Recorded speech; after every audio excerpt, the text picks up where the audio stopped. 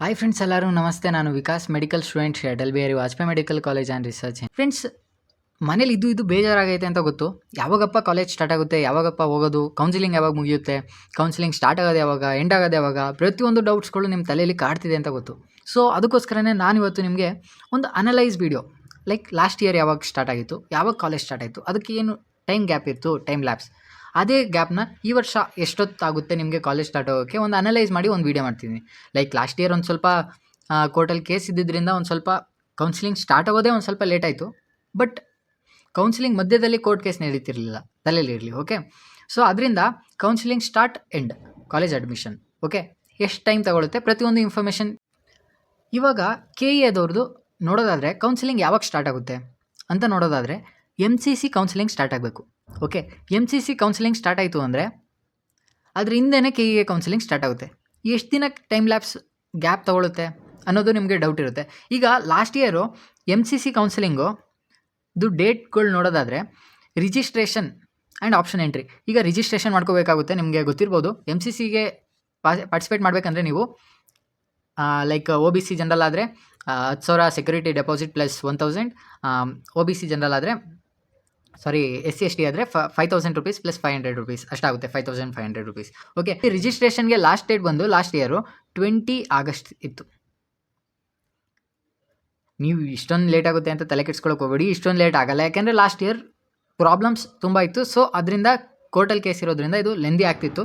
ಈ ವರ್ಷ ಆಗಾಗಲ್ಲ. ಈ ವರ್ಷ ಯಾವಾಗ ಸ್ಟಾರ್ಟ್ ಮಾಡ್ತಾರೆ ಅಂತ ಹೇಳಿದ್ದಾರೆ, ಜುಲೈ ಫಸ್ಟ್ ವೀಕ್ ಅಂತ ಹೇಳಿದ್ದಾರೆ.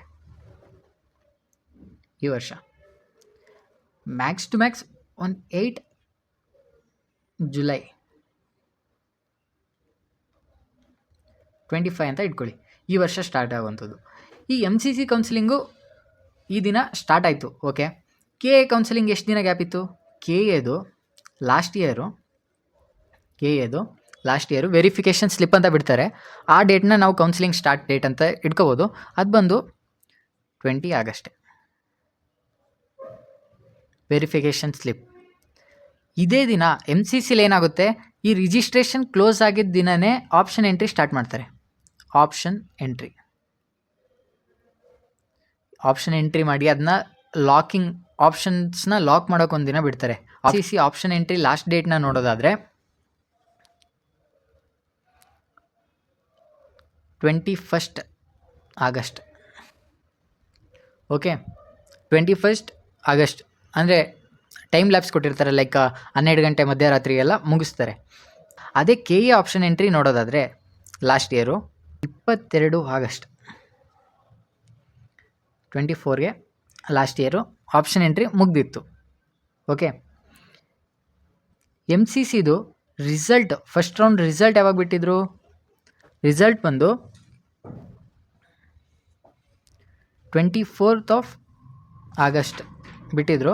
ಅದೇ KEದು ನೋಡೋದಾದರೆ ರಿಸಲ್ಟು ಇದು KEದವ್ರದ್ದು ಏನು ಮಾಡ್ತಾರೆ, ಇಲ್ಲಿ ಲೇಟ್ ಮಾಡ್ತಾರೆ. ಓಕೆ, KEದವರು ಸ್ಟಾರ್ಟಿಂಗು ಆಪ್ಷನ್ ಎಂಟ್ರಿ ಎಲ್ಲ ಆಯಿತು.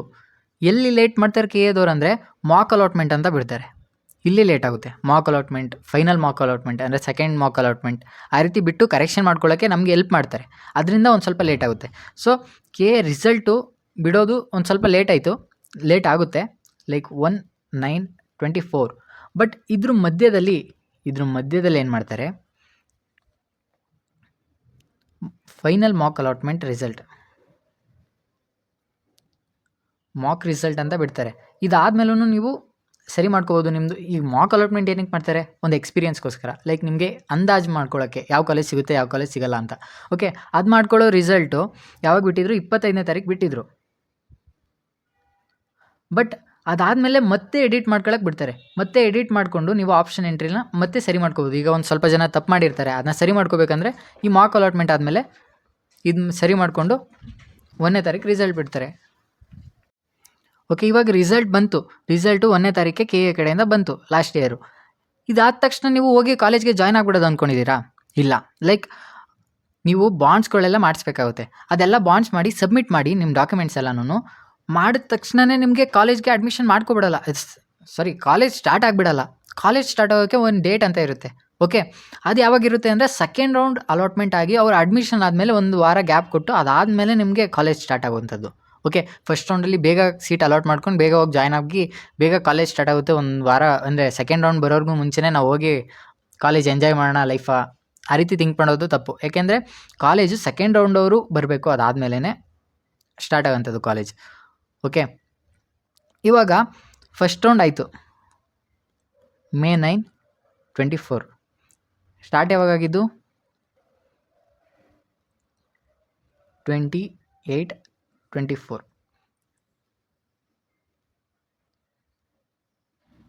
ಇದು ಫಸ್ಟ್ ರೌಂಡು. ಇವಾಗ ನಾವು ಬರೀ ಸೆಕೆಂಡ್ ರೌಂಡ್ದು KAದಷ್ಟೇ ನೋಡೋಣ. ಯಾಕೆಂದರೆ MCCದು ಯೂಸ್ ಇಲ್ಲ ನಮಗೀಗ. ಅವ್ರು ರಿಜಿಸ್ಟ್ರೇಷನ್ ಅದು ಇದು ನೆಕ್ಸ್ಟ್ ಮಾಡ್ಕೋತಾರೆ. ಈ KAದು ನೋಡೋದಾದರೆ ಸೆಕೆಂಡ್ ರೌಂಡು ಆಪ್ಷನ್ ಎಂಟ್ರಿ ಅಂದರೆ ರೀಅರೇಂಜ್ಮೆಂಟ್ ಆಫ್ ಆಪ್ಷನ್ಸ್ ಅಂತ ಹೇಳ್ತಾರೆ ಅದಕ್ಕೆ. ಅದು 8/9/24 to 11/9/24ವರೆಗೆ ಇಟ್ಟಿದ್ರು. ಅದಾದಮೇಲೆ ರಿಸಲ್ಟ್ ಬಂದು ಫೈನಲ್ ರಿಸಲ್ಟ್, ಪ್ರಾವಿಷನ್ ಬೇರೆ ಬಿಡ್ತಾರೆ. ಫೈನಲ್ ರಿಸಲ್ಟ್ ಬಂದು 23/9/24.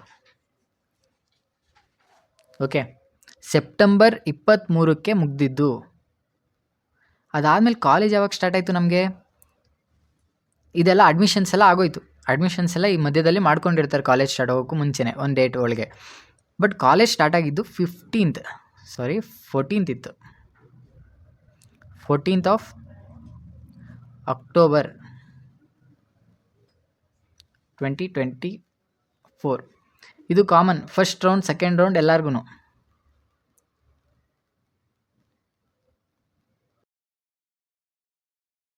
ಸ್ಟಾರ್ಟ್ ಆಗಿದ್ದು ಯಾವಾಗ? 20 ಆಗಸ್ಟು.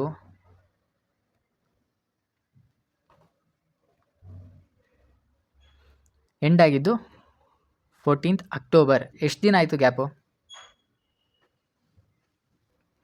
ಅರೌಂಡ್ 6 ಡೇಸ್ ಕಮ್ಮಿ ಇದೆ 2 ಮಂತ್ಸ್ಗೆ. ಓಕೆ. 2 ಮಂತ್ಸ್ಗೆ 6 ಡೇಸ್ ಕಮ್ಮಿ ಇದೆ. ಅದೇ ಈ ವರ್ಷ ಏನಾಗುತ್ತೆ? ದಿಸ್ ಇಯರ್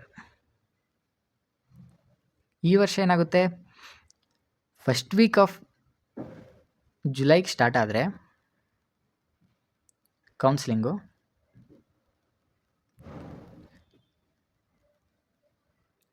ಟೂ ಮಂತ್ಸ್ ಅಂದರೆ ಎಷ್ಟಾಯಿತು? July, August, September first week, August ending,